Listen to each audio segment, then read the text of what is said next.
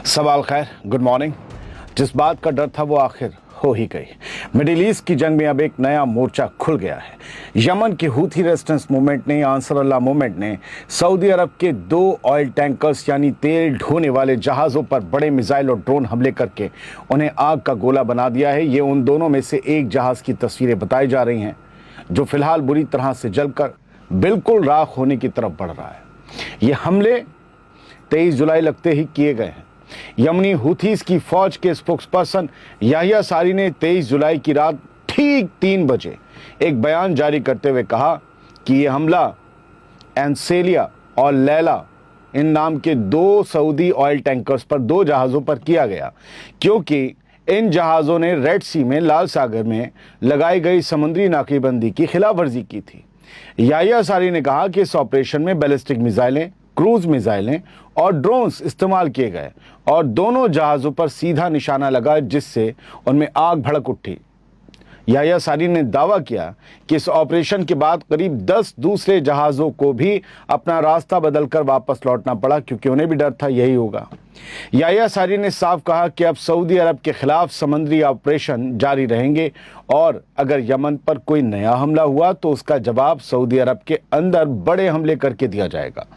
यानी 4 साल से चली आ रही यमन और सऊदी अरब के बीच की जंगबंदी अब खत्म होती दिखाई दे रही है, खत्म हो चुकी है।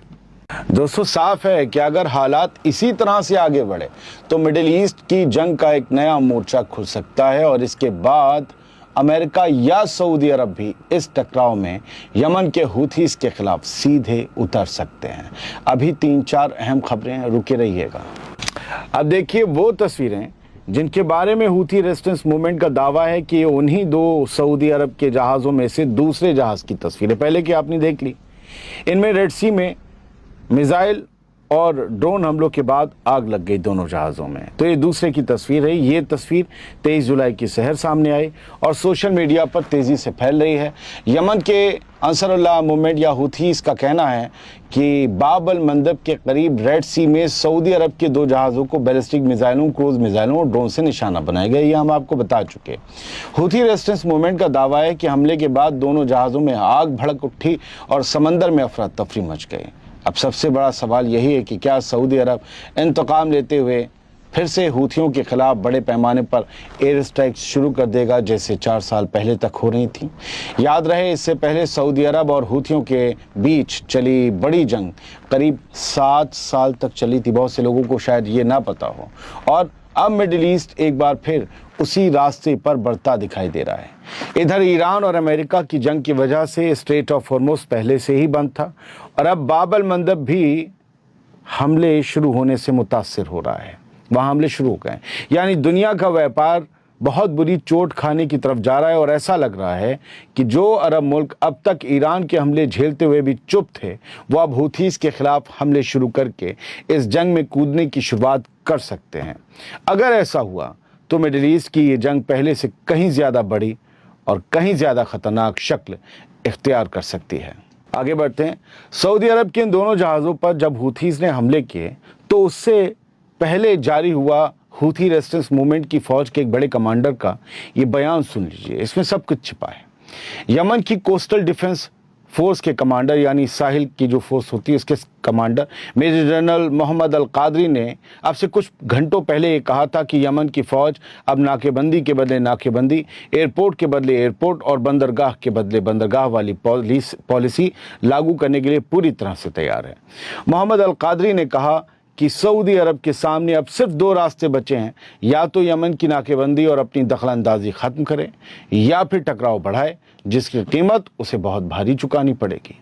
मोहम्मद अल कादरी ने कहा कि सऊदी अरब से जुड़े जहाज़ों पर समुद्री पाबंदी का फैसला फ़ौरन लागू कर दिया गया है और यमन की फ़ौज के पास उसे अमल में लाने की पूरी ताकत भी मौजूद है। यानी सऊदी जहाज़ों पर हुआ हमला अचानक नहीं था दोस्तों, बल्कि उसकी खुली एलानिया तैयारी पहले ही कर दी गई थी।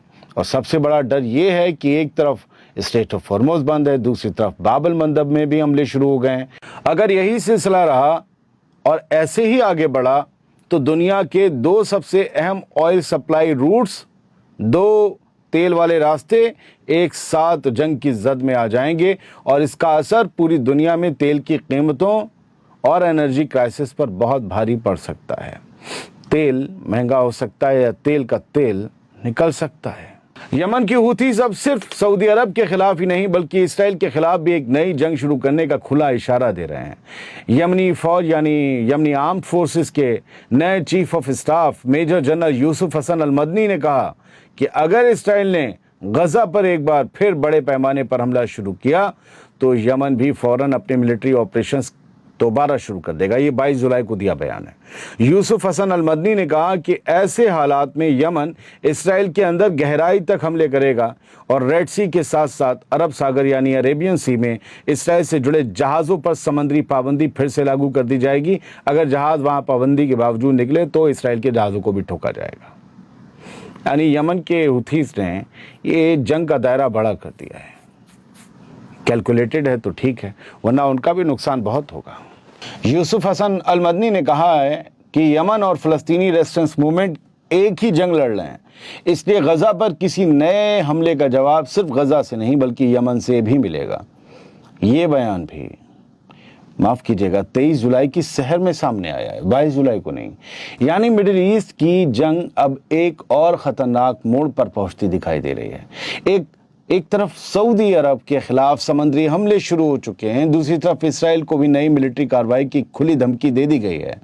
अगर ये दोनों मोर्चे एक साथ खुलते हैं तो मिडिल ईस्ट की जंग पहले से कहीं ज़्यादा बड़ी, ज़्यादा खतरनाक और ज़्यादा फैली हुई शक्ल इख्तियार कर सकती है। अभी एक दो खबरें और हैं जिन्हें मेरी आवाज़ कम आती हो। यकीन मानिए मैं साउंड प्रूफ स्टूडियो में हूँ और अब भी आपको आवाज़ नहीं आ रही तो हो सकता है या तो मेरी आवाज़ में दिक्कत है आपकी डिवाइस में, जिसमें पतले एंकर्स की आवाज़, पतले महीन बारीक एंकर्स की आवाज़ कानों में सही आती होगी। मेरी नहीं आती, मैं क्या करूं, मुझे तो सही आती है, दुनिया को सही आती है। अमेरिका ने लगातार 12वीं रात भी ईरान पर बड़े हमले किए हैं। शुरुआती जानकारी में अमरीकी मिलिट्री सेंटकॉम ने सिर्फ इतना बताया है कि भारत के वक्त के मुताबिक रात करीब 3 बजे डोनाल्ड ट्रंप के हुक्म पर ईरान के कई मिलिट्री ठिकानों के खिलाफ नया ऑपरेशन शुरू किया गया। ये 6 बजने वाले हैं और ये हमले अब भी जारी हैं। सेंटकॉम का कहना है कि इस ऑपरेशन का मकसद ईरान की उस मिलिट्री ताकत को और कमज़ोर करना है जिससे वो रीजन में कमर्शियल जहाज़ों और समुद्री रास्तों के लिए ख़तरा पैदा कर सकता है। इसी बीच ईरान से कई बड़ी खबरें भी सामने आई, तस्वीरें भी। रिपोर्ट्स के मुताबिक बूशहर, केरमानशाह, सिरिक और हवाज में ज़ोरदार धमाके सुने गए हैं ईरान के अंदर। बूशहर सूबे के गवर्नर ने बताया कि बूशहर न्यूक्लियर पावर प्लांट के करीब मौजूद एक इलेक्ट्रिकल पावर स्टेशन पर मिसाइल आकर गिरी है। ट्रंप ने कहा था एक भी जहाज पर हमला, एक पावर स्टेशन उड़ा देंगे, कल रात ही कहा था।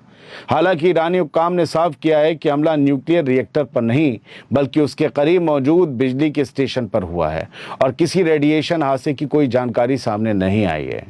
उधर कुछ सोर्सेज तेहरान के आसमान में ईरान के फाइटर जेट्स उड़ने का भी दावा कर रहे हैं इस वक्त तक, जो मैं आपको बता रहा हूं। इसी दौरान ऐसी रिपोर्ट्स भी सामने आई हैं कि ईरान ने कुवैत में मौजूद अमरीकी ठिकानों पर जवाबी हमले शुरू कर दिए हैं जहां धमाकों और सायरनों की खबरें मिल रही हैं।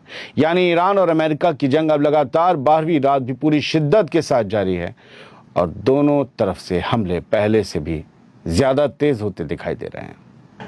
ईरान ने कल रात ही एक धमकी दी थी, सुन लीजिए। अब्बास अरागची ने कहा था, एक हेडलाइन है, आई फॉर एन आई, आग के बदले आग। Iran was powerful decisive responsive infrastructure attack. अगर हमारा इंफ्रास्ट्रक्चर अटैक हुआ, हमारे ऑयल फैसिलिटीज़ या हमारे power stations, then we will respond in same language, उसी तरह से जवाब देंगे। अब ईरान क्या करेगा वो देखना है। बहुत बहुत शुक्रिया, सलामत रहिए, खुश रहिए।